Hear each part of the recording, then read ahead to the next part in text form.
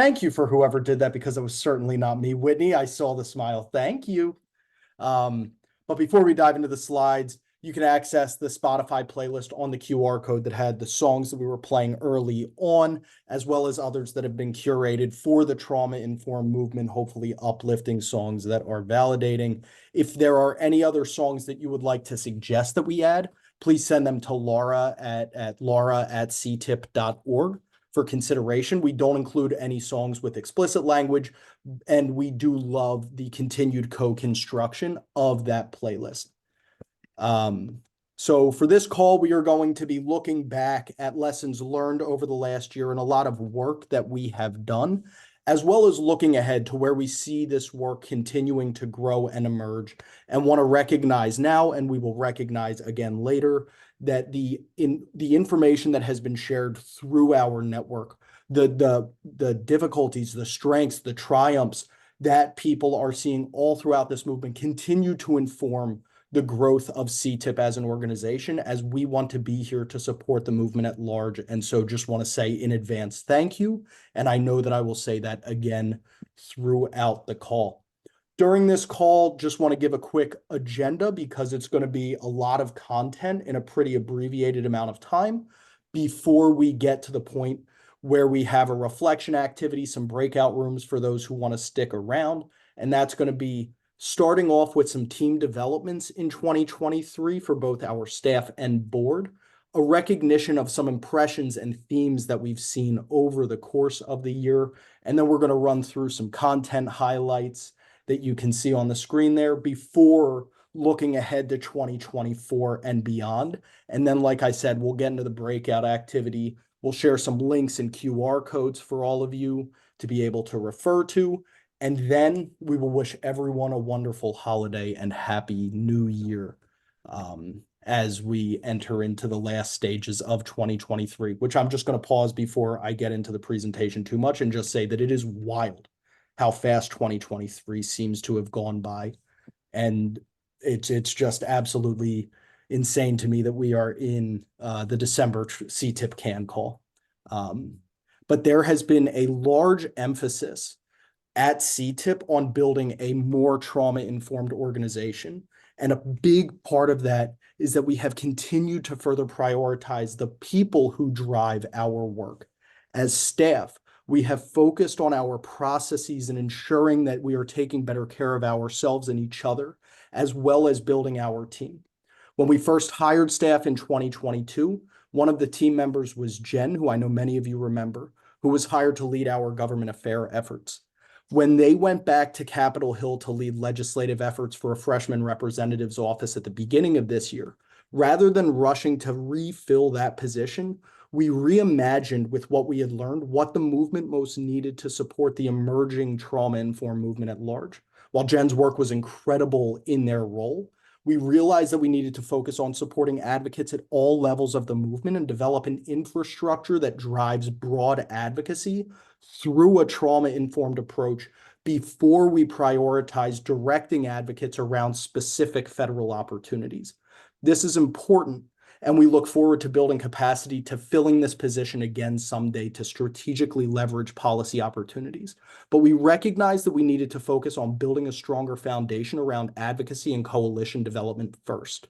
In September, Antron McCullough, who is at a training right now that unfortunately conflicts with this call, joined the CTIPP team as our Director of Empowerment and Engagement. He brings a wealth of lived and professional experiences that add tremendous depth to our team.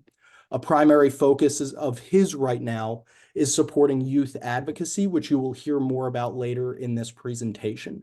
Many of you know Whitney, our Director of Trauma-Informed Practice and Systems Transformation, and Laura, our Director of Communications as well, who have been on the team since before 2023. And in addition to our staff, our board of directors also elected a new executive committee. The original executive committee had remained largely the same since our founding as an organization back in 2015. And this is a huge step forward for CTIPP. We're grateful for the commitment of the original executive committee members who volunteered so much of their time to the health and well-being of the organization, and are grateful to the current executive committee members who will continue to drive our mission forward. I want to personally thank Sandy Bloom, Diane Wagenhall, Suzanne O'Connor, David Shern, and Marcia Morgan, all of whom are still on the board of directors, for their long commitment to the executive committee, as well as Lena Pasquale, Tina Brooks, Laura Porter, and Dave Ellis for stepping into their new roles on the executive committee to support our continued growth and commitment to the movement at large.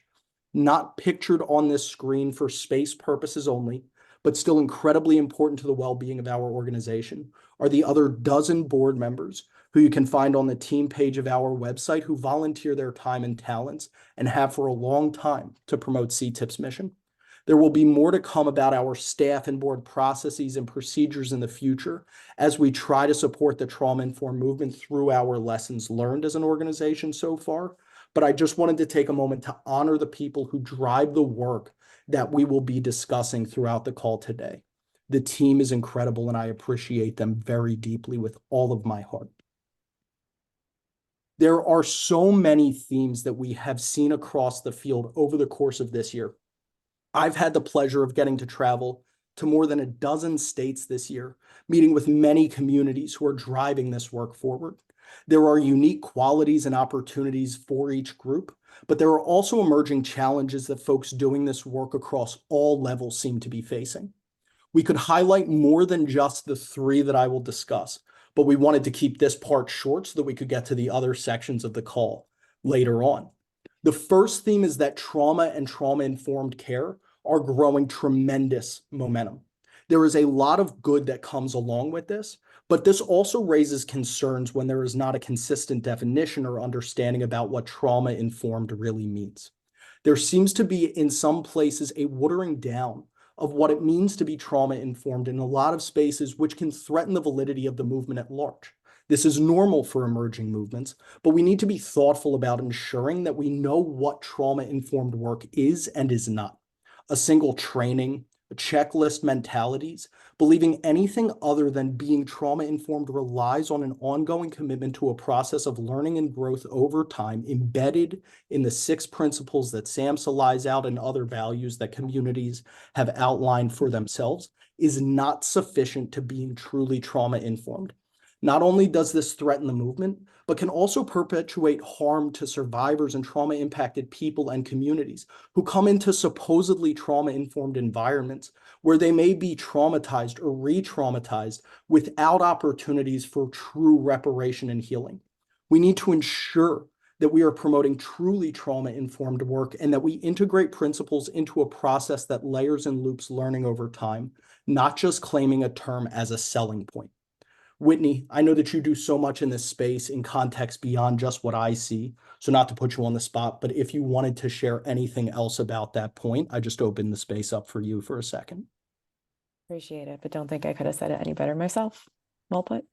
Appreciate that, Whitney. I will take the pat on the back and continue forward. Second, there is a serious lack of sustainable financial flow for people to do this work paid, which forces competition instead of collaboration. I know this from experience as I have volunteered and been on loan to CTIPP since I started working with this organization in 2017 and have still not been paid by the organization because of a lack of financial support. I am not the only one, as additionally Whitney and Laura are part-time with CTIPP as well because of limited funding in this area. We know that this is an issue that impacts folks in this work all across the country and around the world. I say it a lot. We need to be congruent with what we are working to promote in this world, and exploiting passion and talent with low or no wages for work that is tremendously difficult cannot sustain transformative change. The current economic opportunities of this field again force competition instead of collaboration, which collaboration we know is a trauma-informed principle itself.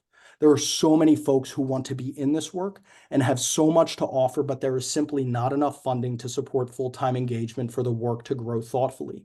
While recognizing that this needs to change, we also want to take a moment to honor and thank the many folks who have supported and continue to drive this movement forward, despite the many challenges that we face in this important work that we all do. It's not going to change in the short term, but is certainly something that we recognize, want to honor, and work to change moving forward. And finally, at least for this call, we see, recognize, and will continue to work to address that different contexts necessitate different approaches to promote trauma-informed policies and practices in many cases. We want to create conditions for all individuals, families, and communities to thrive. And we need to recognize that there are diverse contexts that we need to approach thoughtfully. It has been challenging to watch advocates burning out because of the power structures that they are working to influence and support. We recognize that different communities and cultures have different opportunities, needs, resources, and desires, and we cannot have a one-size-fits-all approach all across this very diverse country. We cannot compromise our principles and values, while also we must find strategic opportunities to make progress in new and different areas. We want to create a world where everyone truly has the opportunity and support to thrive. So we need to be able to meet people where they are as we move forward.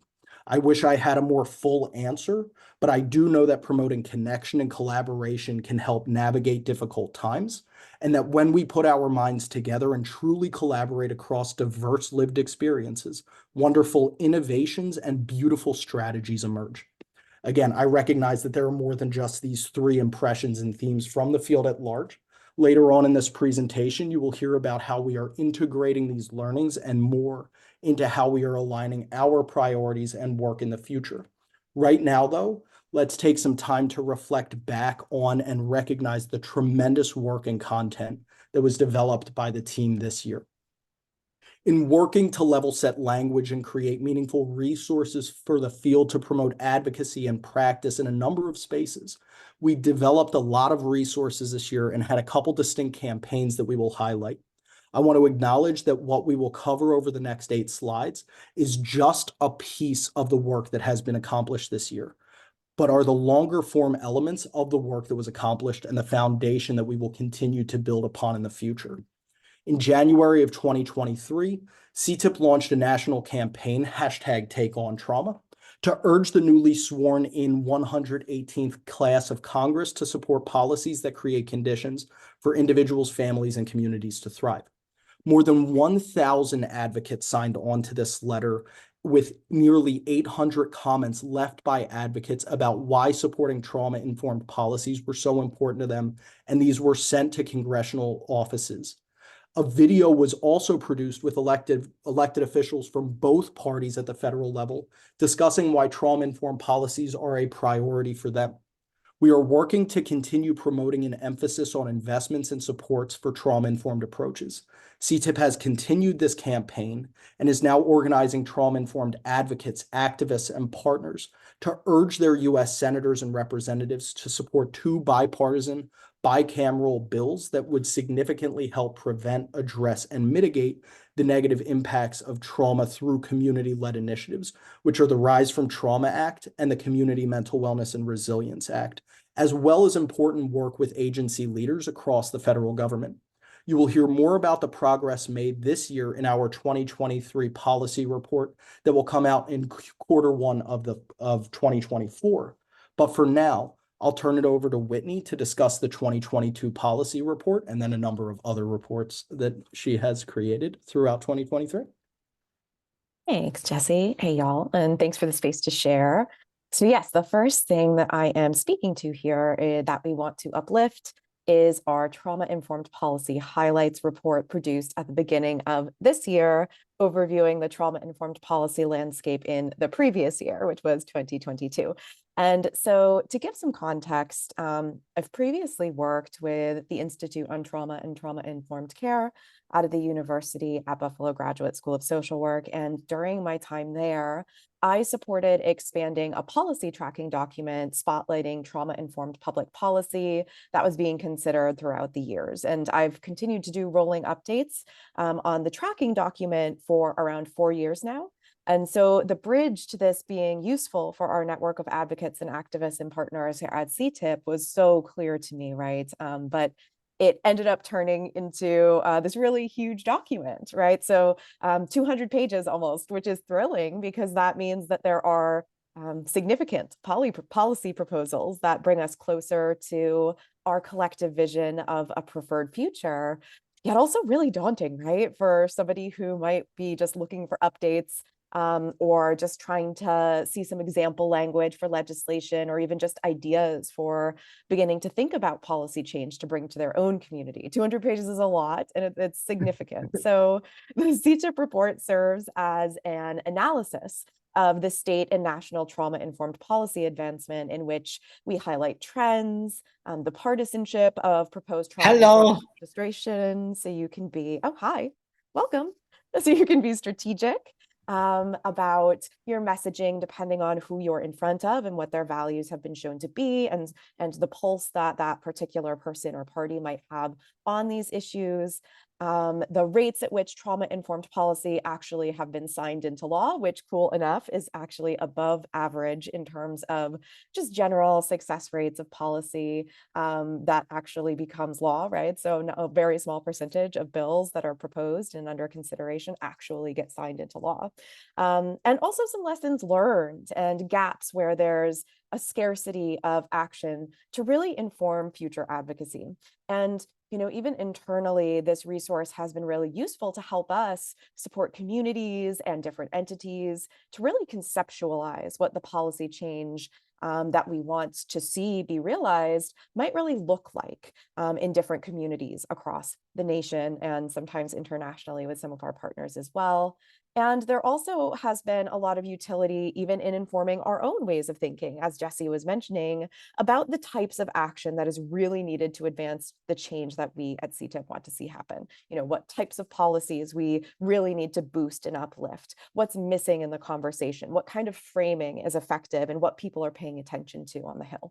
So, and in states. So that was last year's version, and I'm currently churning through information, and we will be producing a 2023 report, as Jesse said, in the first few months of 2024, with hopes to distribute and share findings by March for that CTIPP CAN call, the same time, same CTIPP CAN time, same CTIPP CAN network, in March of 2024. So be on the lookout for that. And meanwhile, we invite you to check out the 2022 report, because certainly much of that is still relevant and applies as much today as it did then, and can really shine a spotlight on some starting points or some continuing points for your advocacy work.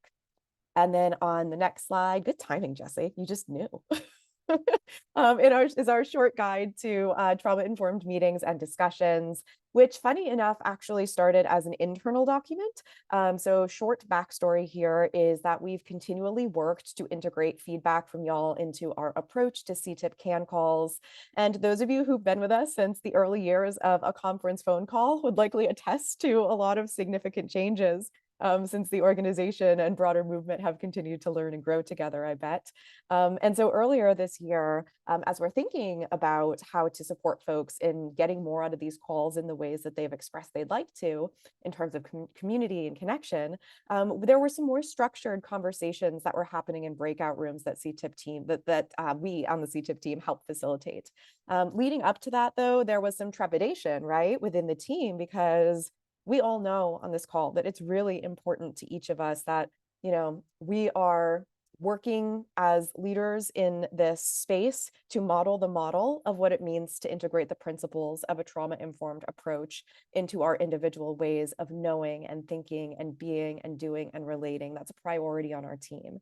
And so that means engaging in ways that actively seek to reduce re-traumatization, not necessarily easy in open discussions with such a large group of folks with different backgrounds and lived experiences, right? And we also each come to this work with our own histories, which means that it's really important for us to maintain this ongoing self-awareness and to really stay connected to our inner experiences so we can stay present and regulated to assure that we facilitated these discussions in ways that really were able to promote meaningful conversations within a brave and accountable space. And while I'm a trauma therapist who has had formal education and training on trauma-informed facilitation with groups, I've had the privilege of working as a restorative justice circle keeper and in other roles. Others on this team, you wouldn't know it, right? Because they are honestly amazing facilitators of discussions and have such really walk this walk. And yet they haven't had those experiences, right? They haven't had that same type of formal training, and understandably wanted to really ensure that our team was working together to establish a framework to help each of us show up as facilitators in ways that align with our organizational values. And so we co-created some sort of document out of my own understanding and lessons learned and the conversations that we had. So the internal team version of this doc was born. And then our team member, Laura, who was brilliant, who has this, just a brilliant mind for noticing opportunities to make use of what we co-create together. Because again, these are folks on our team who haven't had these previous experiences, which is the majority of people in this movement, right? And so the thought here was that others in the world may find some of the guidelines and considerations posed to be useful. And so she assembled it and made it into the beautiful, really accessible and digestible, I would say, resource that you see today. And so I'll say, I consider this a work in progress. I think our team does, right? It has the room to be expanded. And again, it was not initially intended as this external facing resource. And we have so much in our brains that we want to continue to build on and support skill building concretely in terms of facilitating these discussions. Yet as is, we believe that it has so much value to help anyone, regardless of your professional background, regardless of your experience in roles facilitating in the past, to think about how to hold space for the kinds of important conversations that we really all need to be having in our society. So again, stay tuned for updates to this, hopefully in 2024. You knew again, Jesse. On the next slide here, we've got trauma-informed workplaces. And I don't think this has too compelling of an origin story as some of the others. It's kind of about exactly what it says on the tin, right? It's an extensive compilation of resources and considerations that are anchored in the 6 principles of a trauma-informed approach to support trauma-informed workplaces. Something that we think is special about this is that there is something for anyone and everyone, right? So it looks at what taking action at the individual level, the organizational level, the community level, and the systemic and structural level looks like. And it does provide a bountiful amount of concrete strategies that each of us can implement today, no matter what formal role or authority we've come together in. And we believe, of course, that it's not, the onus is not on each individual, but that individually we each can continue to work to collectively advance this forward. And that's really what this is about: institutional and systemic change driven by people really integrating the 6 values of a trauma-informed approach into their individual and collective ways of being. And that's what we are thinking about, right, in terms of cultivating a more trauma-informed and healthier work culture in the world in terms of the report. But I do also want to uplift our Transform Trauma podcast episode on trauma-informed workplaces with Sandy Bloom, because it was just such a rich conversation that a lot of folks have shared that they found to be inspirational and practical. Anyone who's ever had the delight to hear Sandy Bloom present on anything probably knows the way that she just has a special way to convey some of these concepts and really help you connect your head and your heart to what this movement is about.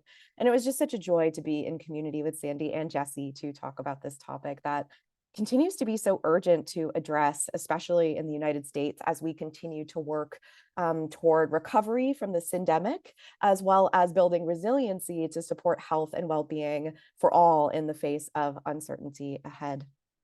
And I see that someone in the chat mentioned that they've shared that broadly, so I'm just really appreciative for that. That really jazzes me. Thanks for sharing.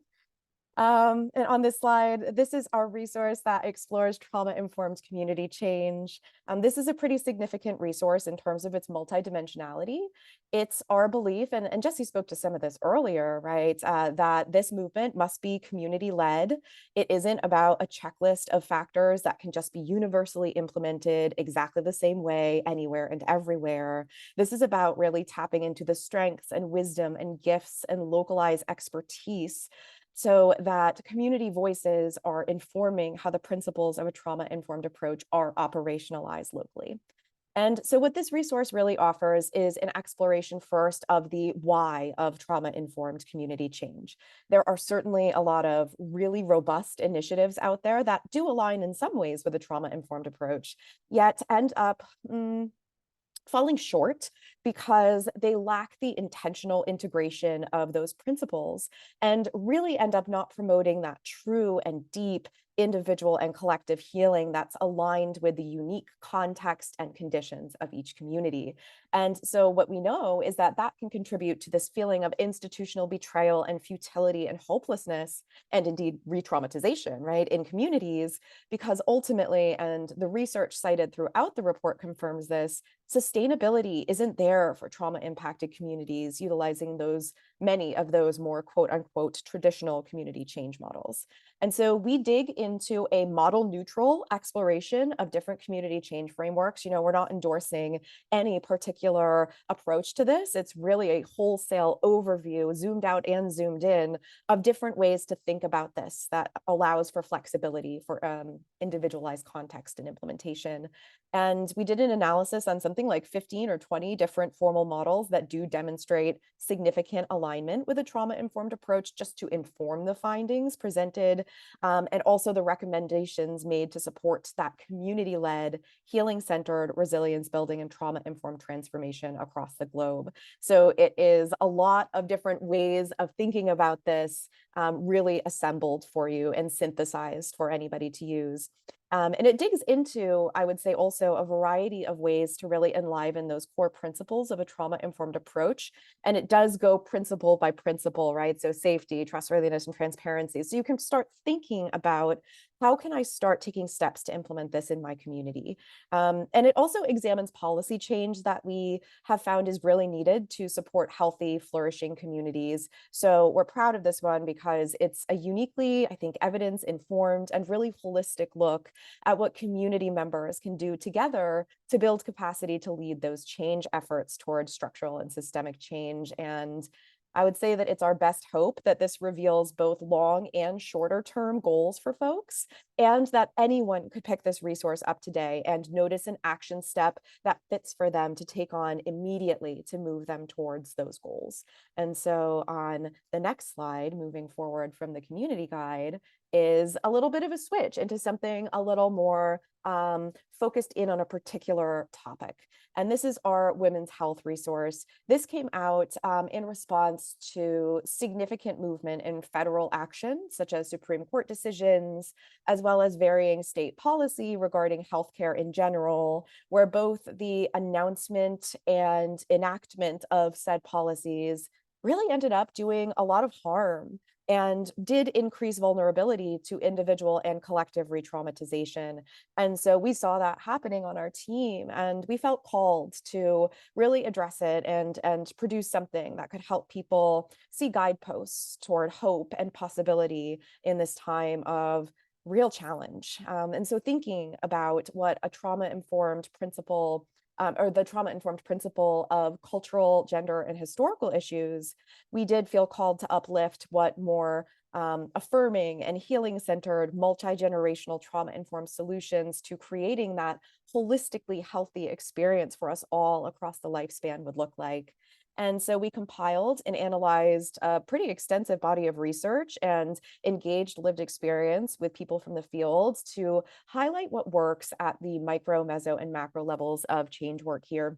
And to state this up front, just for anyone who's considering exploring this resource, this was about our team really wanting to acknowledge the unique challenges and intersectional experiences related to accessing and engaging with healthcare faced by those who identify as women specifically in this time in history.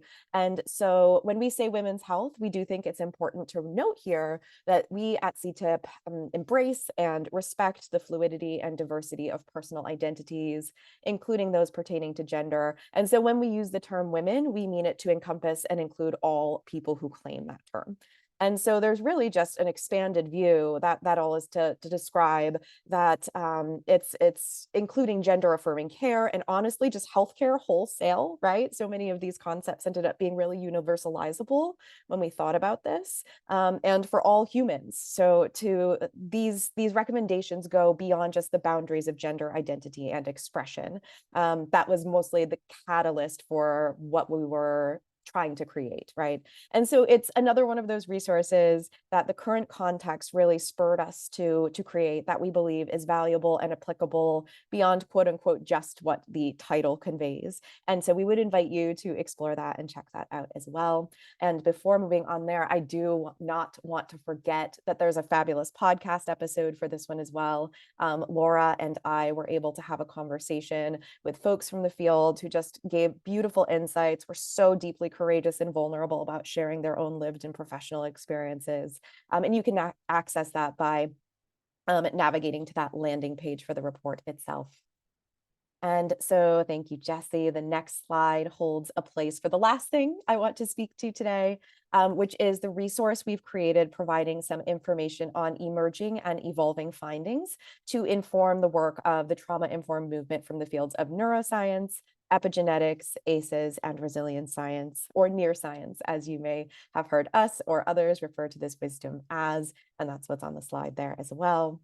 And our best hope here was to really make this seemingly heady and academic stuff. I mean, it's literally brain science, right? That's sort of the go-to social trope that signals that something is really challenging to grasp. So the hope was to make these findings accessible because it is through the understanding of these fields that we can demonstrate to policymakers and decision makers and other stakeholders both that what we're advocating for is needed in the first place, and also that the solutions that we propose will tangibly help and are worth investing in, because a lot of this is playing the long game and dedicating funding to preventive efforts rather than sort of reactive efforts. And so this has graphics that we really think encapsulate some of these concepts in hopefully an approachable way that spans a lot of different learning styles. And it does break these concepts down and goes further into the what, why, and how of even thinking about presenting on this information to policymakers or others in the community to really support capacity building. So more folks, especially those of us with lived experience, not only can make meaning and more deeply understand ourselves, but also can formulate powerful and compelling points to really educate, activate, and advocate, and what else rhymes and ends in eight, all of the things that contribute to broad scale societal transformation.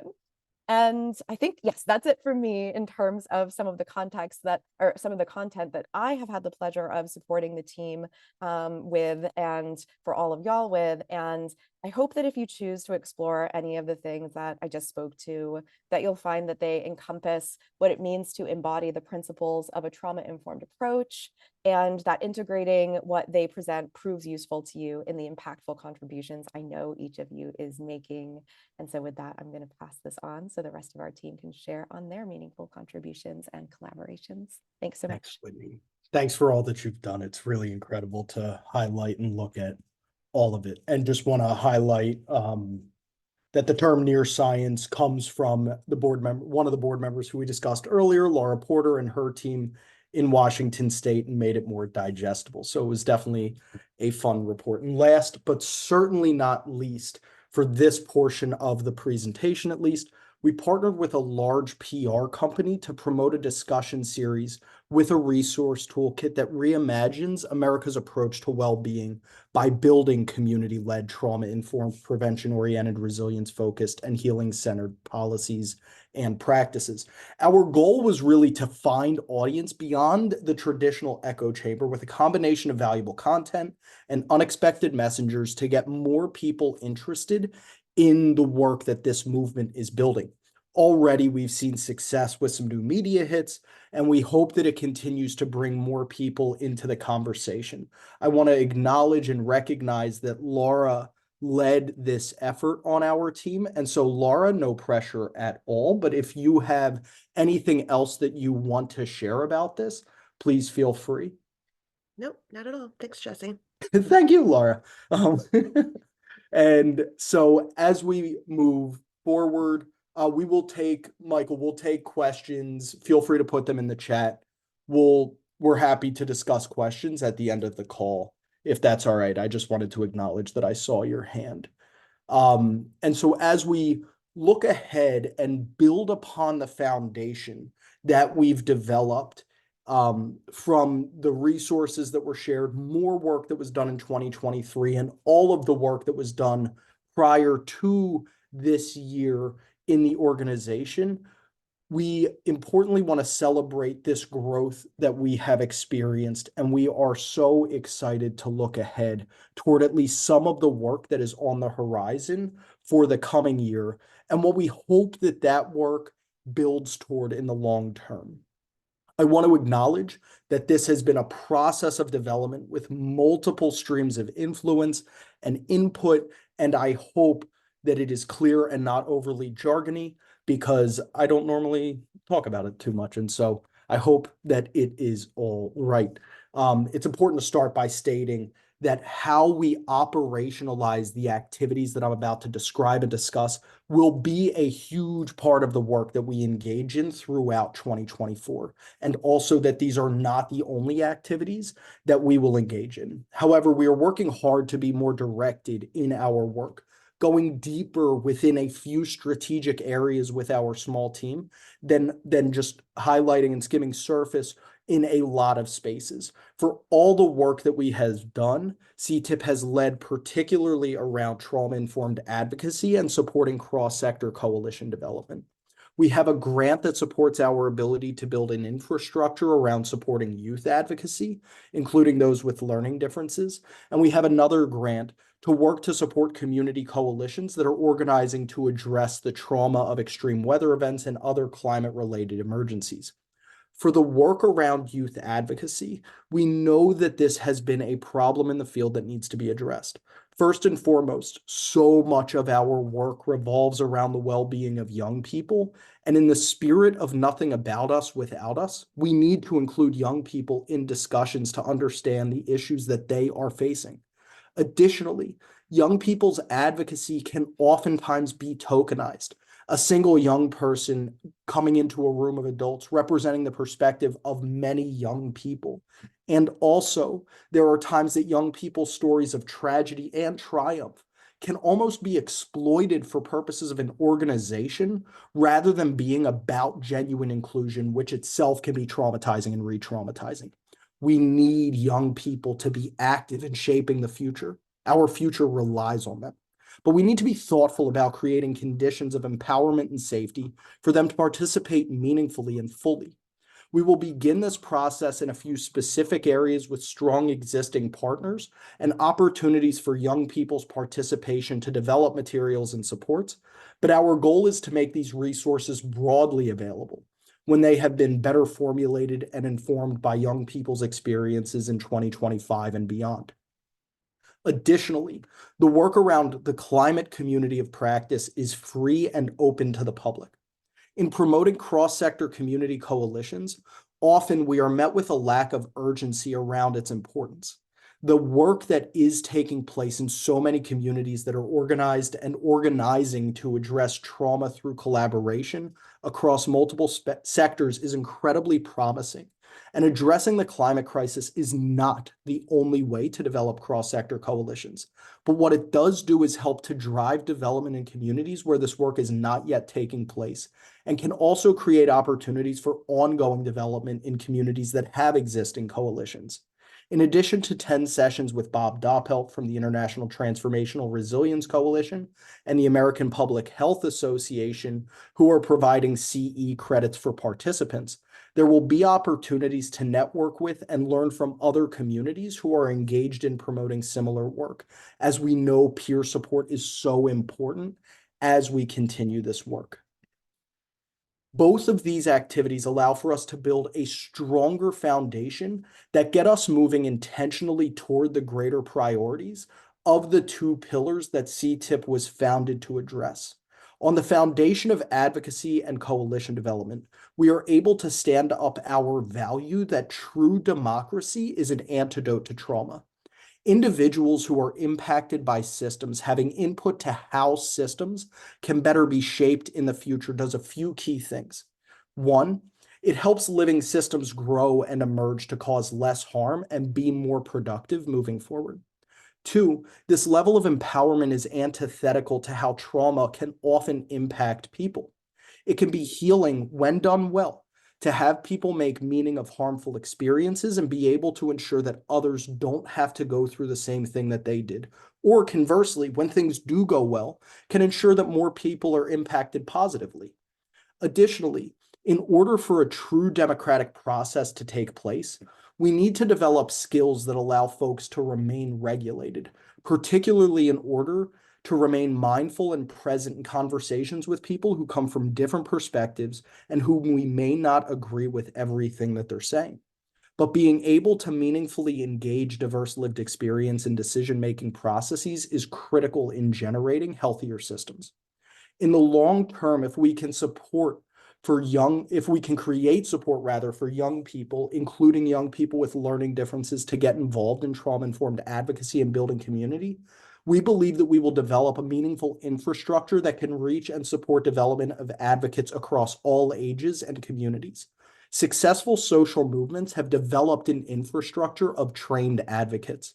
We want to promote trauma-informed approaches to advocacy while not dictating the only things that people can advocate for, as we know that there is so much work across various sectors and at various levels throughout this movement.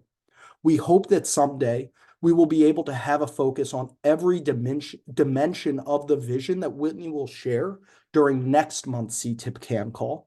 But in the meantime, we need to ensure that we support people in pursuing their areas of interest through a trauma-informed lens.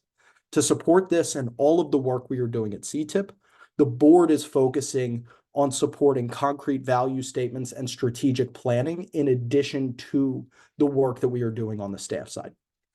On the policy side of things, we will continue to support the Rise from Trauma Act and the Community Mental Wellness and Resilience Act mentioned earlier on today's call, as well as support the Interagency Task Force on Trauma-Informed Care when that is reauthorized into its second phase of work. There is current movement through a reauthorization of the Support Act, which has passed the House in bipartisan fashion, and we are just waiting for it to pass the Senate for the Interagency Task Force to be reauthorized.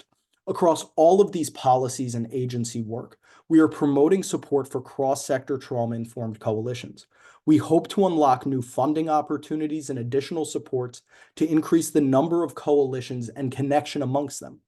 Learning from the work communities are doing will help support these actions and more in the future. And being connected to communities will help us enhance the number of advocates and coalitions mobilizing around this work.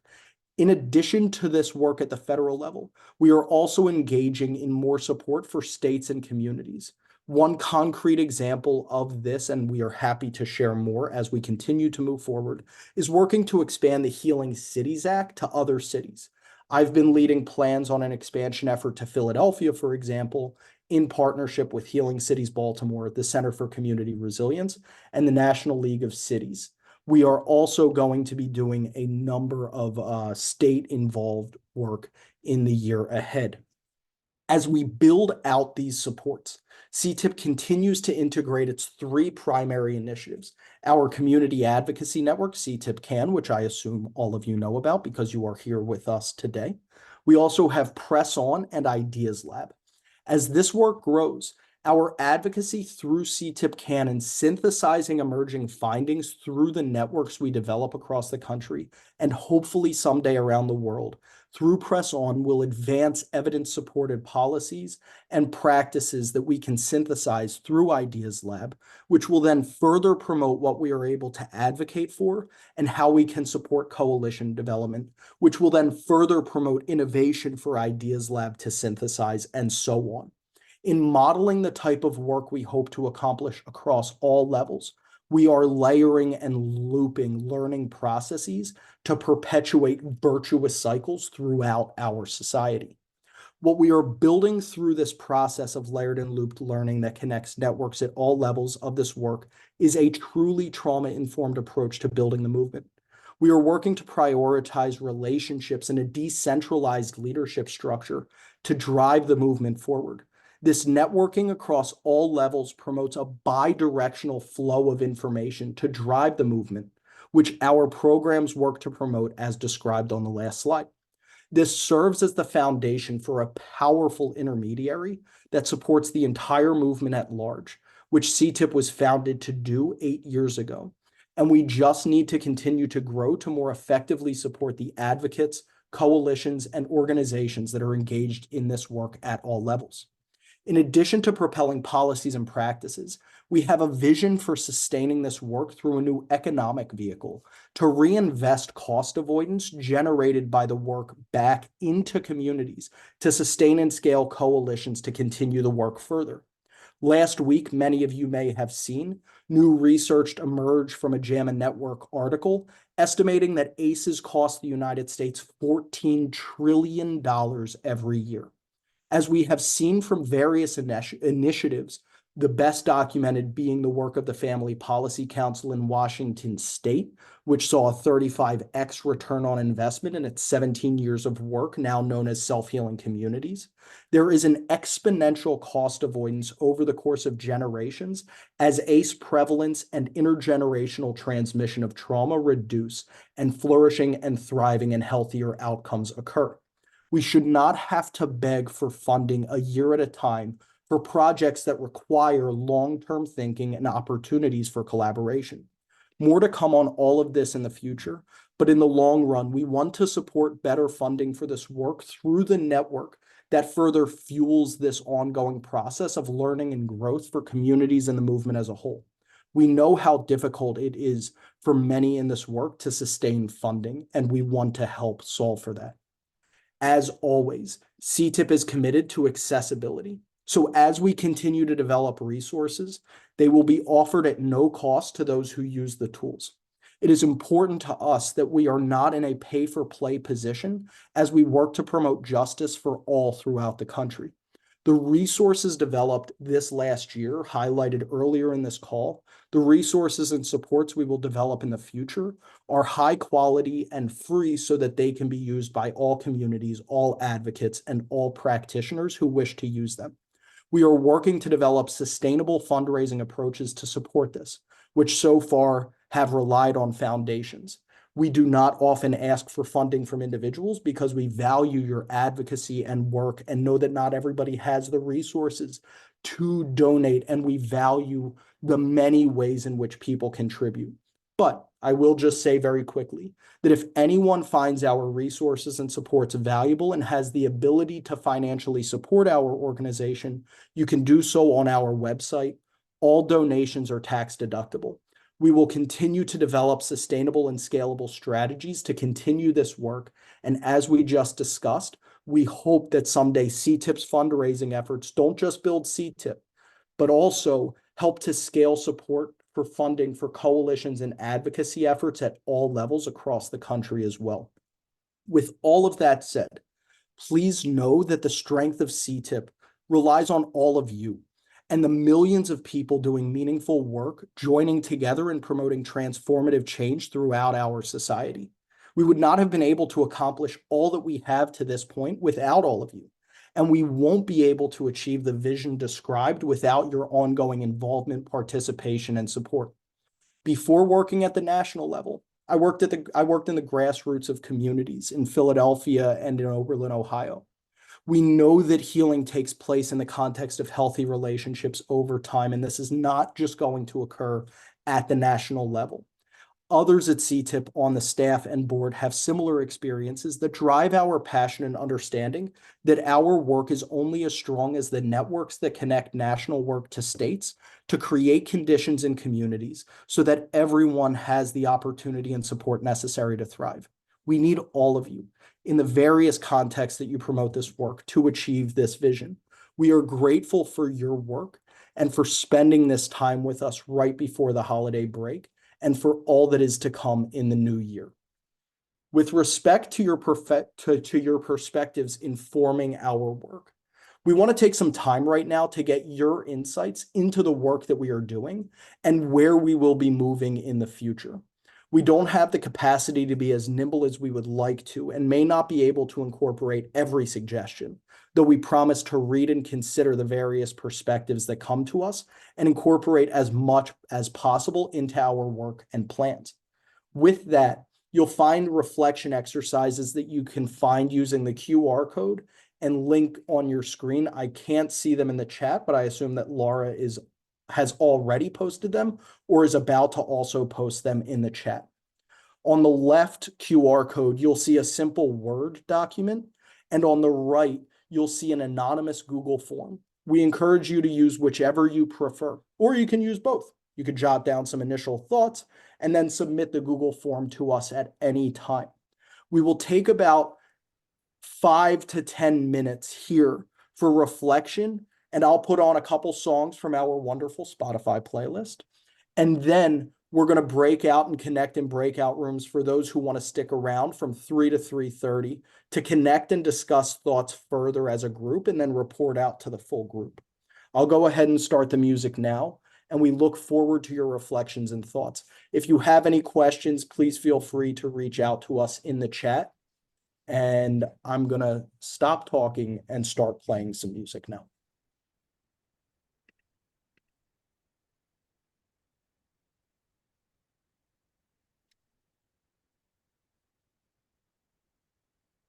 I forgot that I had scaled down that music earlier. And so I'm going to go ahead and turn the volume on gradually so that it's not too striking.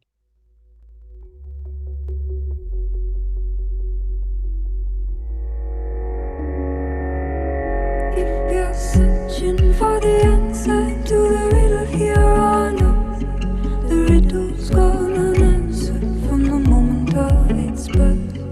Searching for the answer so many will pursue in favor of their honor. She provided just one clue. Rise up from the ashes, you decide which way to go, either up, down, sideways. Then you'll need to know you will rise like a flame. Rise, live again, you will rise.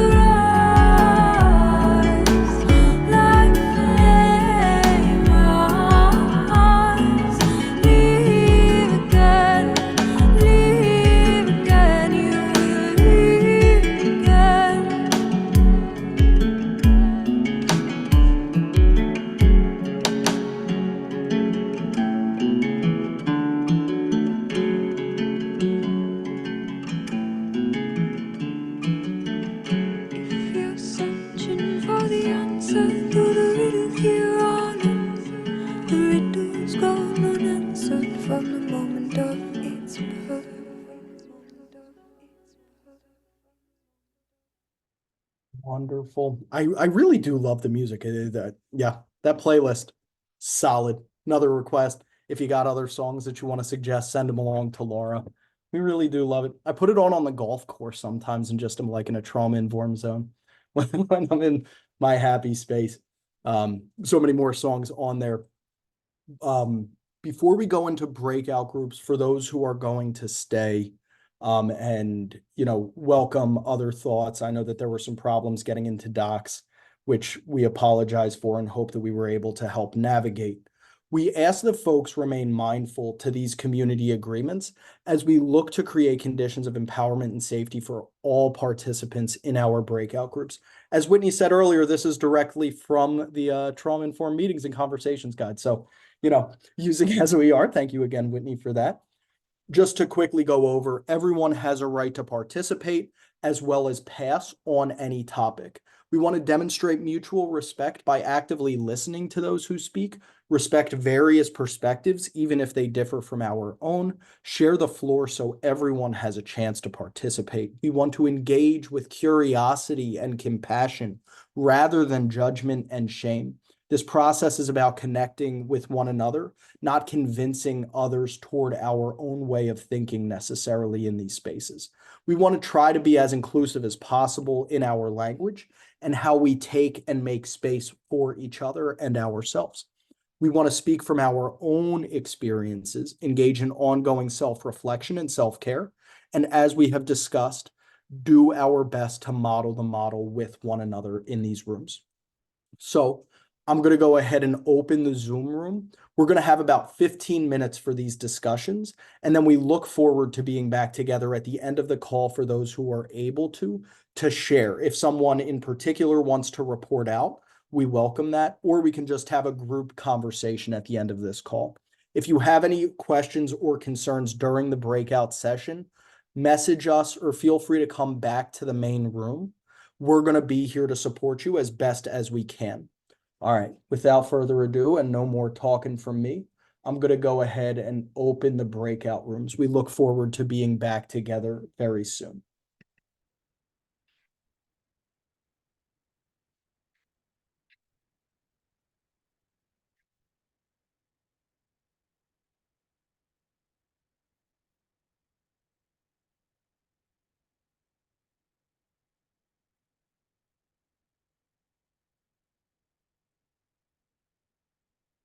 Whitney, do you mind just pressing pause on the,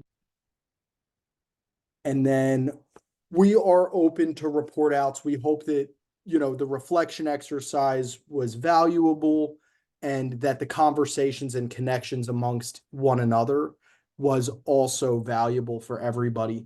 But again, the ways in which you all inform us on your needs, your desires, your work really helps us to understand what's going on in the field, which helps us to be as nimble, responsive, and supportive as possible. And again, there are limitations to that with our current capacity, but we want to participate in this ongoing reflective exercise. And so with that, Whitney, I don't know if you have any other context to open up report outs, but just want to open it up to anybody to report out what you discussed, what your thoughts are, and obviously if there are any questions in that as well, please feel free. Whitney, that was you? What was me? That was you. I'm here. Hi. Hi, What'd you talk about? Were you in a breakout room, how are James? you? I'm Huh? doing fabulous. Were you in a breakout room? Yes, I was. What were you talking about? Please share with the group. I was talking with Michael, and he was informing me about his process where he's into the words thing. And I was telling him about my process where I take things a little bit further and deal with the thinking of things, not just the words people use. Because suppose you're in a group, especially being in a hood, and you're with people that aren't using those words. Then what do you do?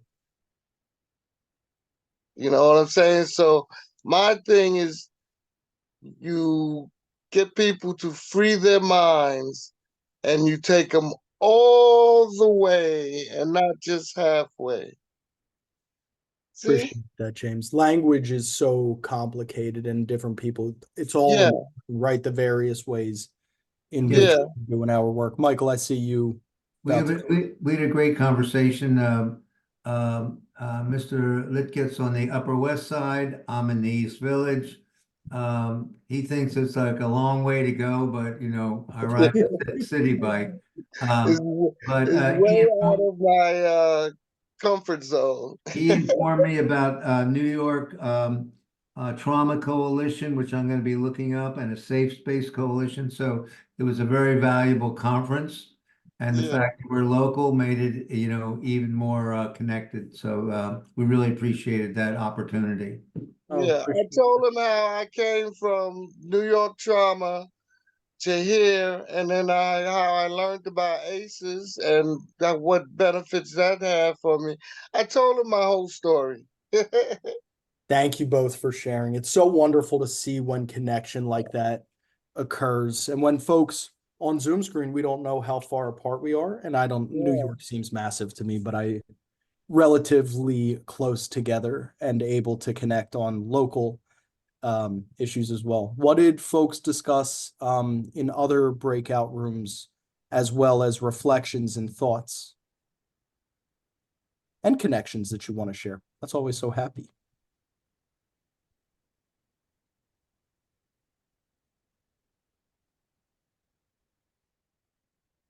Well, I just want to say one more thing. Mr. Litkett told me about AVP, which was new for me, and it's an organization that works with um, uh, it's in prisons. Yes. Where of course it's called. Let me pull it up here. Well, it's avpusa.org. So we're going to be researching that and seeing what's going on in their prison workshop. So again, our breakout room was really really a benefit. Intellectual.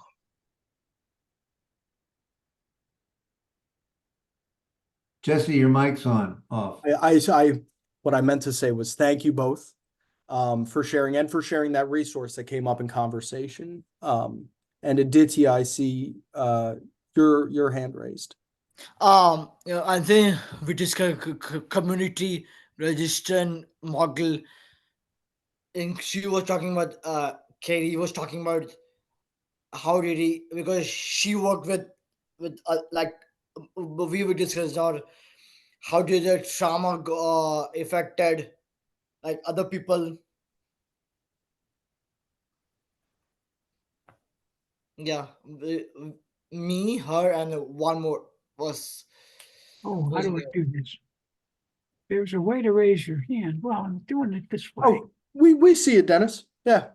Okay. Look, I think John would be better to report on my group than I would. So I'll ask him if he can do that. John, the good old voluntold sort of situation. And Aditya, just want to say thank you for sharing. And it's really important to discuss trauma, and it's complex to discuss how trauma impacts communities. So that's wonderful. But John, if it's all right, throwing it to you. Well, sure. So, just like a lot of good things in life, it's a little unplanned. I thought I had dropped out and was on to the JAMA article because for decades I've been saying the enormity and impact of this problem is much beyond what we tangibly measure, which I'd seen estimates from 30 billion up to 180 billion. I saw something a couple of years ago that was even 600 billion. And I thought, well, we might be getting close, but it could even be a multiple of that. So to see this JAMA article talking about 13 trillion, and I understand it's in the lost, healthy lives piece, but I think that's the whole context. So we had a very constructive conversation with Terry Lawler and Dennis and I, just on the pervasiveness of trauma, right? That it is an equal opportunity destroyer. It knows no socioeconomic or demographic boundaries, but it's malignant manifestations occur more where resources are less, right? And that we're to create more of a social awareness, political will. It's a bit daunting when we know that during COVID, we had a child tax credit that lifted 30-something% of people out of poverty immediately, and yet we couldn't sustain that. And so therefore we couldn't see the long-term benefits of reducing stressors by having economic security, or at least some assistance. And then, so then therefore, if we can't do it that way, what can we do and where can we go? And then we talked about school environments is a place where you can go earlier and try to take a more prophylactic approach to addressing trauma widespread, and getting away from words like somebody's talking about words, getting away from a word like prevention, and just talk about something that's more just, I guess, good old common sense, that we need to address everybody, and we can do that through schools. And it's not just aimed at students, but it's aimed at the teachers and the teachers' well-being and the teachers' sense of support and belonging as well, and peer-to-peer supports that can outlast whatever training or intervention or trauma-informed practice that you might be imparting. And then Terry mentioned a study that was done some time ago, and I hadn't heard this, but I'm not surprised at all at the findings, that students that were in classrooms where the teacher had a higher state of agitation, from whatever reason, but I think we all know most of it will be trauma related, that the students themselves had higher levels of cortisol in their bloodstream, because we're social beings, and when that leader, that trusted resources, is agitated, whether that's a teacher, a caregiver, a parent, whatever, then that is imparted to everybody else. And so we talked about this, and I just say to CTIPP, the hive nature of what you're creating here is so powerful to me, and that we can share this, and I put it in my little reflective. So I think the reflection was worthwhile, by the way, Jesse. But from 2 years ago or something, when I first joined, two and a half years ago, my first CAN call, and there was 30-something people on, to the one on NEAR just a couple months ago, where we had 200, is tremendous.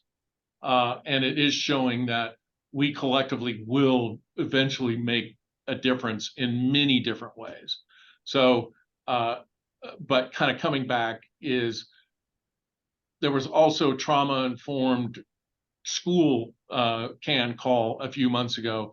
And then we at Kemp also have our own trauma responsive implementation practice in schools that we're rolling out in rural and semi-rural county environments in northern Colorado. We'll be in 6 schools, reaching about 4,000 students and 500 teachers. And we ran a pilot 4 years ago that then got interrupted down in southern Colorado because of COVID. But the principle there, we don't have the implementation evaluation piece that I'd like to have, but anecdotally, she says 4 years hence, and we haven't had any real contact with the group that imparted the TRIPP and schools program, but we have one of the lowest turnovers of staff in our county, and the school received an academic performance rating, maybe for the first time ever. So the academics have lifted. Could you put your website in the chat so we can read more about it? Yeah. So that's what our discussion was. Schools, the prevalent nature of trauma, return on investment for programs that work, and pretty far flung. So I'm sorry, but Dennis, you set me up for that. I'll put the. Well, you did much better than I would. So my compliments to you.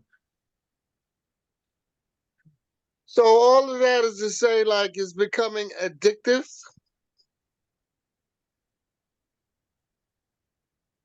Any comments? Definitely, I'm definitely addicted to CAN calls. You're right. All right. All right. Good stuff. Good stuff.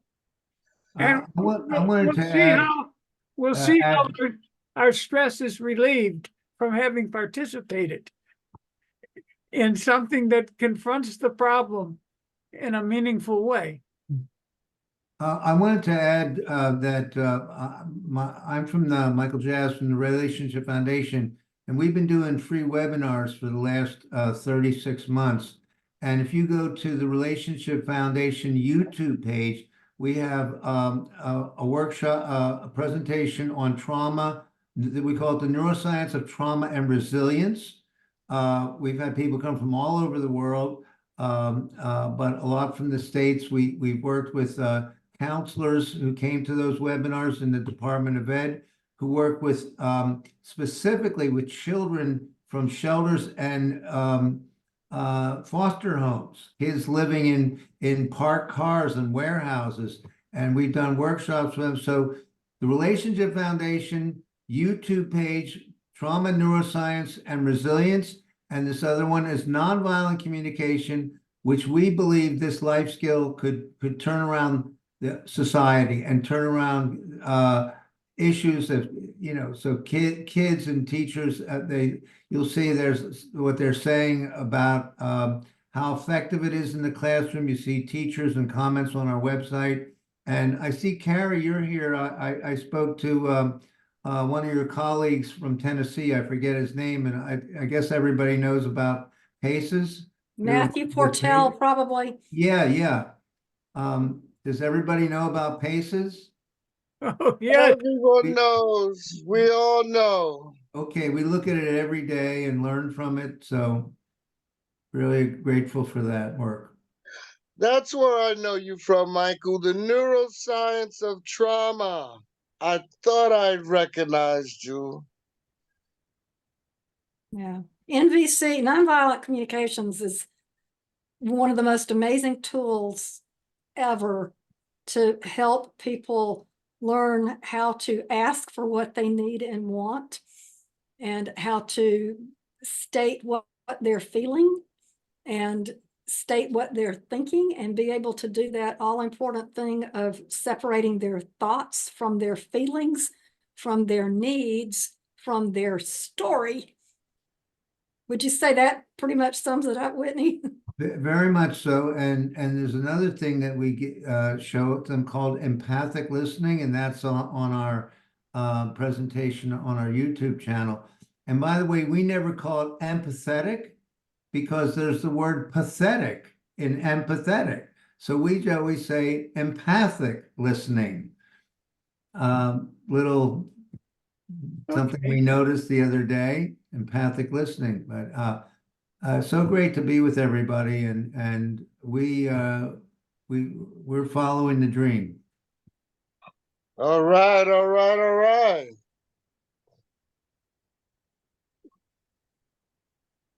I'd like to share one of the things we talked about in our group.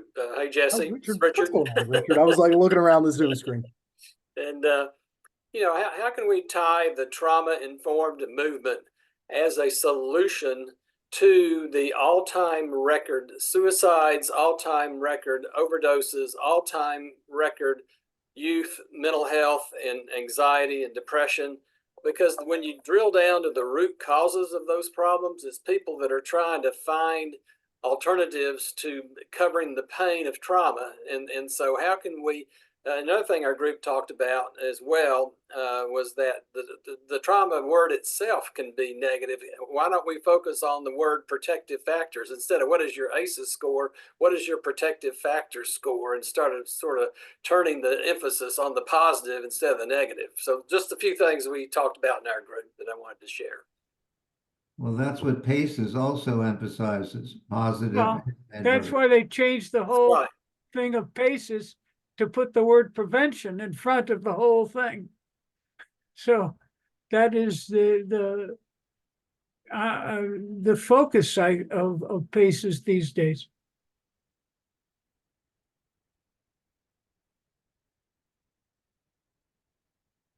Just recognizing that some folks have to hop off right at 3:30. Appreciate you all being here and wish you a wonderful new year and being together in 2024. that doesn't stop the conversation for everyone who is here. I was just recognizing if you got to run, appreciate you very much. As it is 3:30, and so Whitney's got to go as well. And so I'm happy to stick around for a little bit, but just want to say big kudos to everybody and looking forward to the year ahead, truly. Thank you. Thank you, Jesse. Thank you so much. You too, Aditya. Thank you.